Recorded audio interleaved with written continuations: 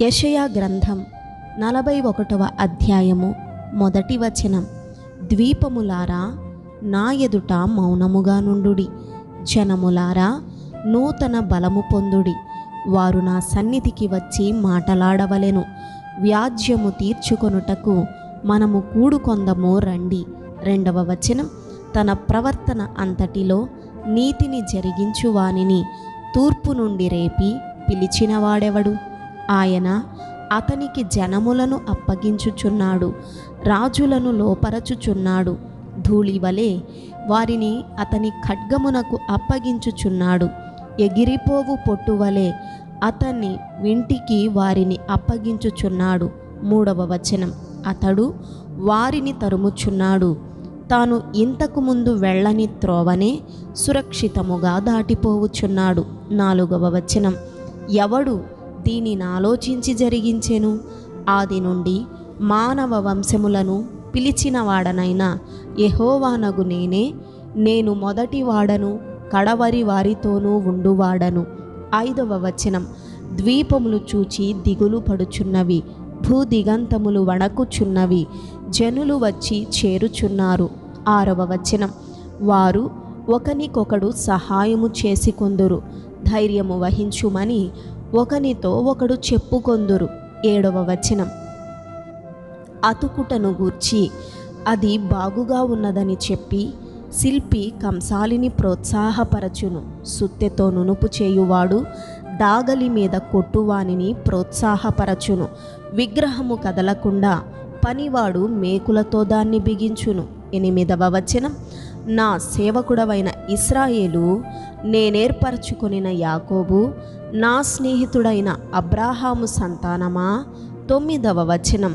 భూదిగంతముల నుండి నేను పట్టుకొని దాని కొనల నుండి పిలుచుకొనినవాడా, నీవు నా దాసుడవనియు నేను నిన్ను ఉపేక్షింపక ఏర్పరచుకొంటిననియు నేను నీతో చెప్పియున్నాను.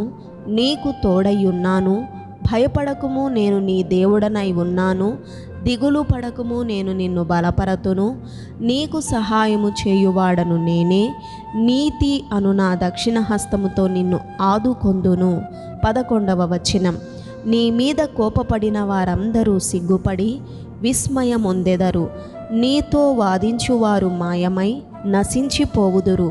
12వ వచనం. నీతో కలహించు వారిని నీవు వెదకుదువు గాని వారిని కనుగొనలేకపోవుదువు. నీతో యుద్ధము చేయువారు మాయమైపోవుదురు, అభావులగుదురు. 13వ వచనం. నీ దేవుడైన యెహోవానగు నేను, భయపడకుము, నేను నీకు సహాయము చేసేదనని చెప్పుచు నీ కుడి చేతిని పట్టుకొనుచున్నాను. 14వ వచనం.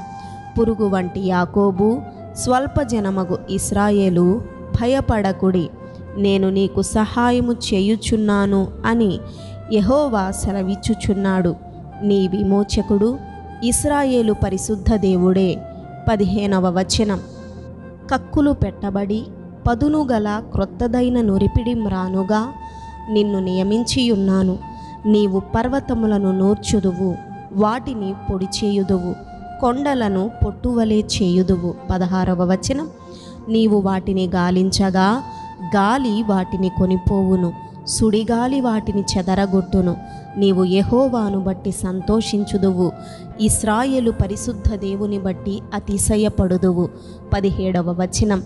దీన దరిద్రులు నీళ్లు వెదకుచున్నారు, నీళ్లు దొరకక వారి నాలుక దప్పిచేత ఎండిపోవుచున్నది.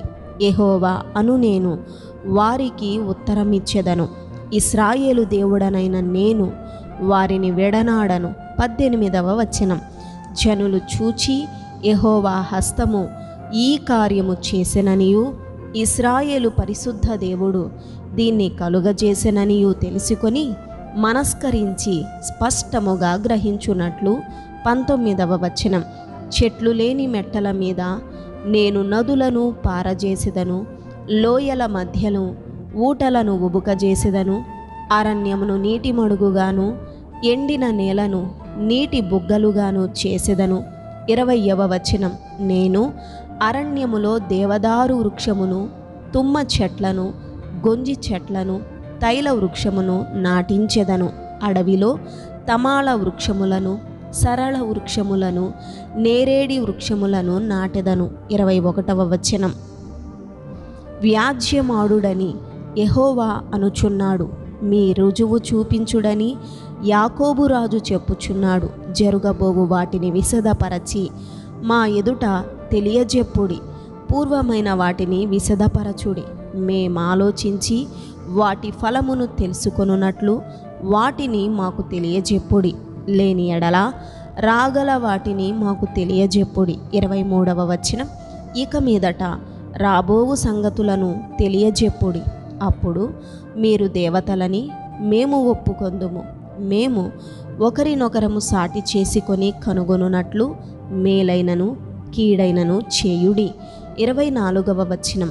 మీరు మాయా సంతానము, మీ కార్యము శూన్యము, మిమ్మును కోరుకొను వారు హేయులు.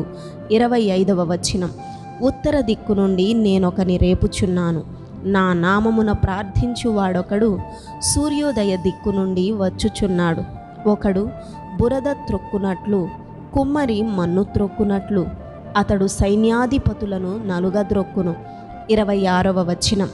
మేము ఒప్పుకొనున్నట్లు జరిగిన దానిని ఆది నుండి తెలియజెప్పిన వాడెవడు? ఆ వాదము న్యాయమని మేము అనునట్లు పూర్వకాలమున దానిని తెలియజెప్పిన వాడెవడు? దాన్ని తెలియజెప్పు వాడెవడునూ లేడు, వినిపించువాడెవడునూ లేడు, మీ మాటలు వినువాడెవడునూ లేడు. 27వ వచనం. ఆలకించుడి, అవియే అని మొదట సియోనుతో చెప్పిన వాడను నేనే. యెరూషలేమునకు వర్తమానము ప్రకటింపునొకని నేనే పంపితిని.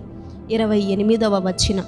నేను చూడగా ఎవడునూ లేకపోయెను, నేను వారిని ప్రశ్న వేయగా ప్రత్యుత్తరమియ్యగల ఆలోచనకర్త ఎవ్వడునూ లేకపోయెను. 29వ వచనం. వారందరూ మాయాస్వరూపులు, వారి క్రియలు మాయా, వారి పోత విగ్రహములు శూన్యములు, అవి వట్టి గాలి అయి ఉన్నవి. ఆమేన్.